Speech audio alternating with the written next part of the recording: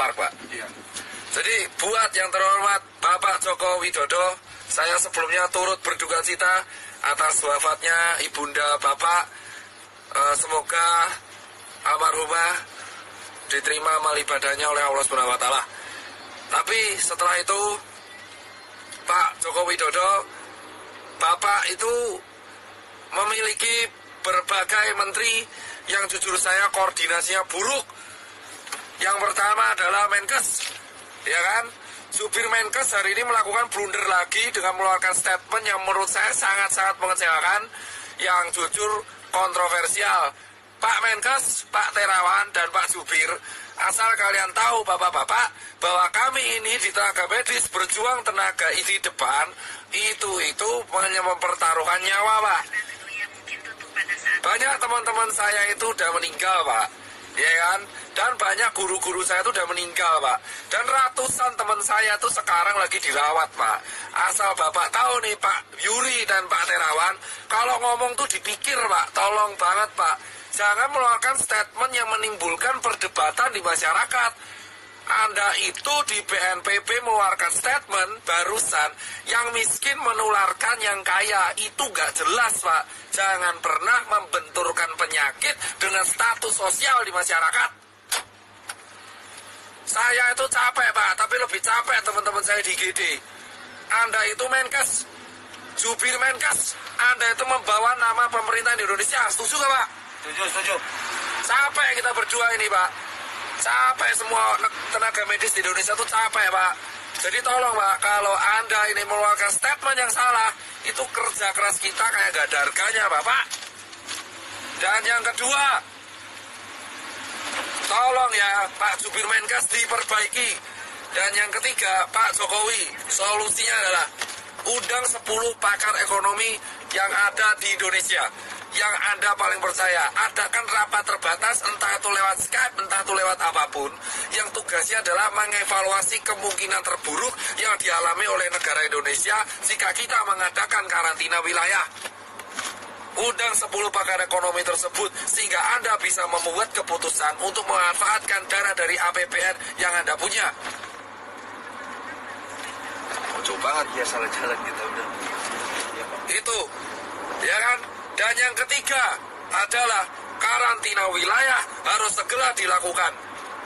Ini bisa dilakukan jika Pak Jokowi telah mengeluarkan statement. Jika tidak dilakukan, maka infeksi ini akan menyebar ke seluruh provinsi di Indonesia. Asal Bapak tahu, Pak Jokowi Widodo dan teman-teman pemerintahan yang sekarang duduk di istana dan teman-teman DPR yang duduk di kursi paripurna, asal kalian semua tahu, ketika kalian duduk di singgasana kalian sendiri, satu dokter tiap hari meninggal dan satu tenaga medis tiap hari meninggal. Dan relawan banyak yang terpapar. Dan sekarang semua relawan yang bekerja keras, kita itu gak peduli bayaran, kita cuma pengen negara ini sembuh. Edukasi Anda di rumah aja itu tidak akan efektif jika Anda tidak melakukan tindakan represif. Dan asal teman-teman tahu, ini infeksinya sudah menyebar ke seluruh provinsi di Indonesia. Jadi tidak ada celah untuk lari dari virus corona sekarang. Ini terjadi karena Jakarta tidak dikarantina wilayah. Ini beda dengan lockdown. Ini karantina wilayah. Jadi tutup semua akses dari kota Jakarta dan keluar Jakarta. Tidak akan bisa dilakukan jika ini tidak kompak bersama-sama. Muter, Pak. Ya. Ingat teman-teman, kenapa saya bilang karantina wilayah itu penting? Tegal sudah melakukan, ditegur. Pak Ganjar sudah melakukan dan membuat statement, ditegur. Anjuran itu tidak akan efektif jika tidak ada aturan yang dibuat yang bersifat represif kepada masyarakat. Jangan sampai Indonesia kayak Italia. Jika Anda pengen negara ini selamat, lakukan karantina wilayah apapun resikonya. Karena ini sudah nih. Pak, sana Pak, sana. Ini diputar. Salah Pak, salah. Di rumah aja, working from home lah, apalah itu. Tidak akan berguna. Karena semua tetap semua tetap akan berantem, bosku. Ya kan? Ini harus dilakukan karena infection rate sudah menyebar di seluruh negara Indonesia.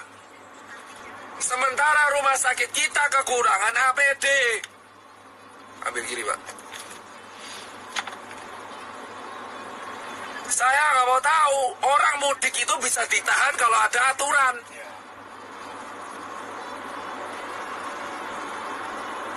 Orang ini, di mudik ini, kenapa mudik? Karena nggak ada aturan.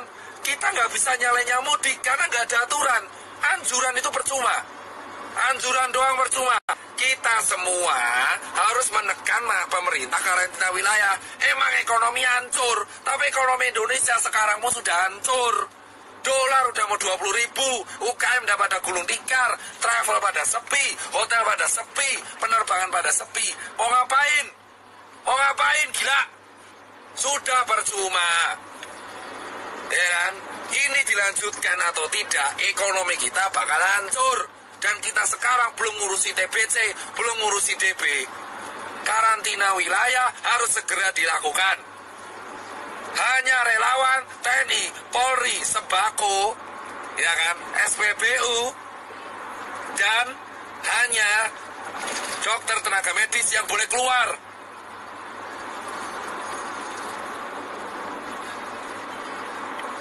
Ya kan? Emang capek saya, tapi saya lebih capek kalau lihat orang infeksi tambah terus tiap hari. Dan itu potensi meroket di bulan April. Yang mati tiap hari. Sekarang yang meninggal udah mau tembus 100. Dan yang infeksi udah 1000. Ini bisa puncak Ramadan. Kalau kita mau selesai, satu-satunya cara yang bisa menekan adalah menahan migrasi orang-orang, menahan perpindahan orang-orang, sehingga infection rate bisa dikontrol di kota tersebut, sambil tenaga medisnya menyelesaikan masalah. Jika Anda tidak menyelesaikan masalah dengan hanya anjuran di rumah aja, seperti yang dikatakan staf sus presiden, itu omong kosong. Gak akan ada gunanya anjuran-anjuran itu. Kampanyemu itu tidak akan pernah diikuti oleh masyarakat. Edukasi ini terbukti tidak berjalan dengan baik karena tidak ada sanksinya. Kamu ngelarang orang mudik tapi nggak ada sanksinya. Jika mau disiplin, buat sanksinya, buat aturannya, buat perpres, buat kepres, buat apalah terserah. Yang penting karantina wilayah. Akses selama 5 hari dari Jakarta, baik masuk dan keluar, harus segera dilakukan, bosku, sambil tenaga medis menyelesaikan masalah di kotanya masing-masing. Singapura mau memperlakukan denda itu. Karantina wilayah, dan ini bukan bercandaan. Sekarang siapapun bisa kena. Orang tuamu, anakmu, tetanggamu, temanmu itu bisa kena. Bisa kena.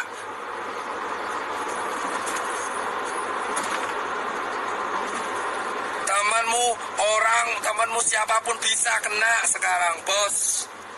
Ya, dan saya minta ini sampai suara saya habis, saya gak peduli. Dan berikutnya adalah tolong cek kesiapan pangan. Jika pangan sudah siap, jika ekonomi emang hancur, pangan sudah siap, lindungi pangan di seluruh kota masing-masing. Setiap kepala daerah wajib menyetorkan pihak keamanan untuk menjaga kesiapan pangan. Pasar minimarket harus dijaga supaya mencegah terjadinya penjarahan. Hal yang kedua yang harus dilakukan,